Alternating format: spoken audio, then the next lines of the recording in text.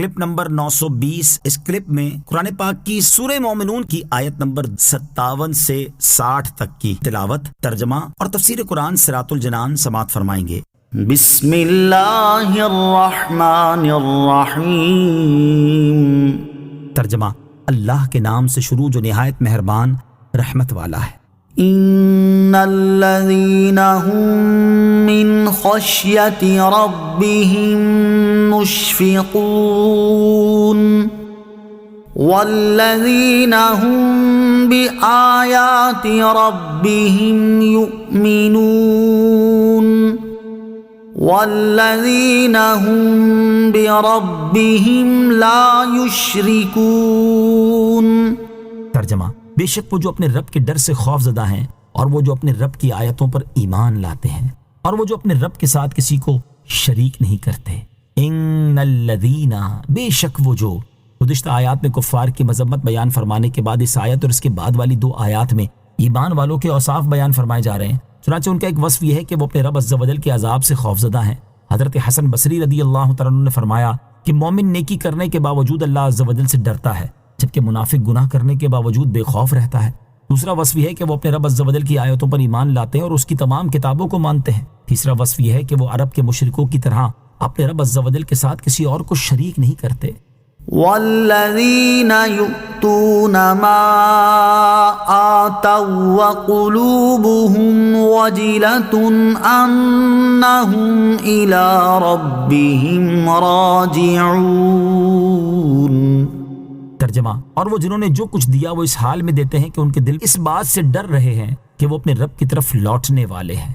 والذین یؤتون، اور وہ جو دیتے ہیں۔ اس آیت میں ایمان والوں کا چوتھا وصف بیان فرمایا کہ وہ اللہ عز و جل کی راہ میں جو کچھ زکوٰۃ و صدقات دیتے ہیں یا جو نیک اعمال بجا لاتے ہیں، اس وقت ان کا حال یہ ہوتا ہے کہ ان کے دل اس بات سے ڈر رہے ہوتے ہیں کہ کہیں ان کے اعمال رد ہی نہ کر دیے جائیں، کیونکہ انہیں یقین ہے کہ وہ اپنے رب عز و جل کی طرف لوٹنے والے ہیں۔ ترمذی کی حدیث میں ہے کہ ام المومنین حضرت عائشہ صدیقہ رضی اللہ تعالیٰ عنہ نے 2 عالم کے سردار صلی اللہ تعالیٰ علیہ وسلم سے دریافت کیا کہ کیا اس آیت میں ان لوگوں کا بیان ہے جو شرابیں پیتے ہیں اور چوری کرتے ہیں؟ ارشاد فرمایا، اے صدیق کی بیٹی، ایسا نہیں۔ اس آیت میں ان لوگوں کا بیان ہے جو روزے رکھتے ہیں، نمازیں پڑھتے ہیں، صدقے دیتے ہیں اور ڈرتے رہتے ہیں کہ کہیں یہ اعمال نامقبول نہ ہو جائیں۔ نیکی کرنا اور ڈرنا ایمان کے کمال کی علامت ہے۔ اس آیت سے معلوم ہوا کہ نیکی کرنا اور ڈرنا کمال ایمان کی علامت ہے۔